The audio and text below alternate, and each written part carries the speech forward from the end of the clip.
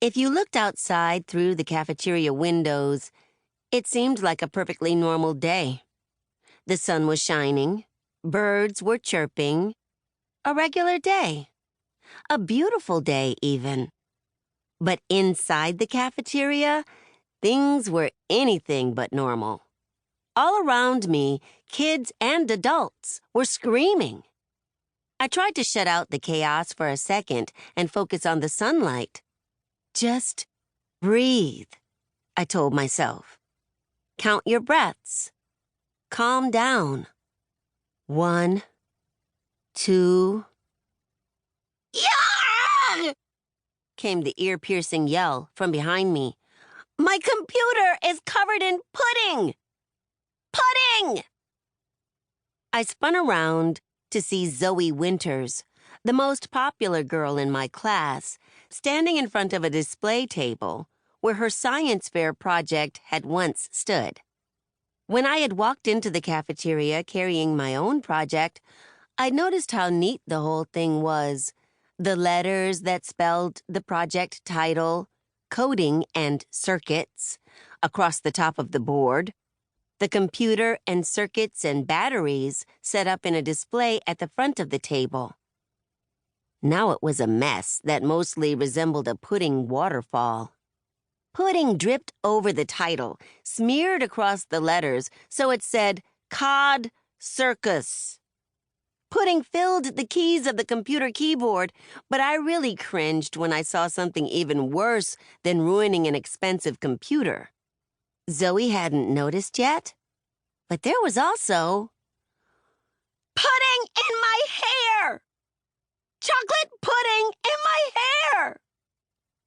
Okay, I guess she had noticed. Brown, thick, fudgy droplets cascaded from Zoe's once perfect curls into her eyes, and she stopped saying words and started making horrible gurgly sounds.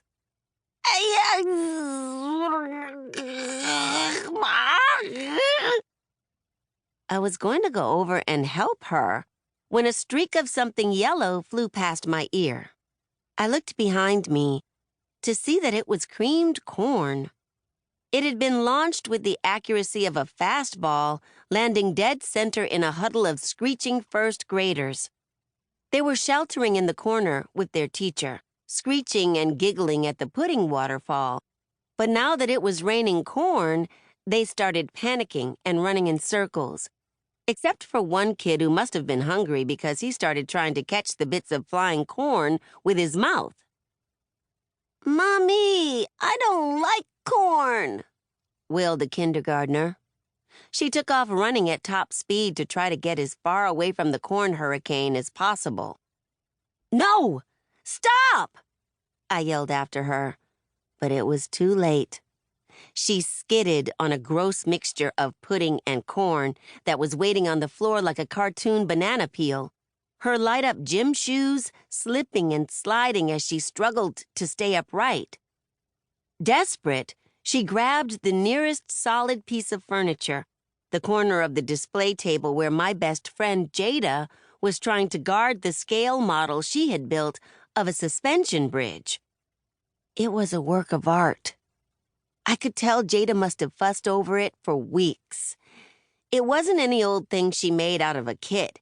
There were Legos and toothpicks, tiny wires, plastic beads, popsicle sticks, and even a tiny glowing LED light at the top of the bridge. It was complex and beautiful.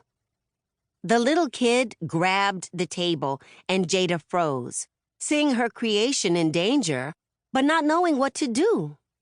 She couldn't push a younger kid out of the way, but I could see by the pain in her face that she was strongly considering it.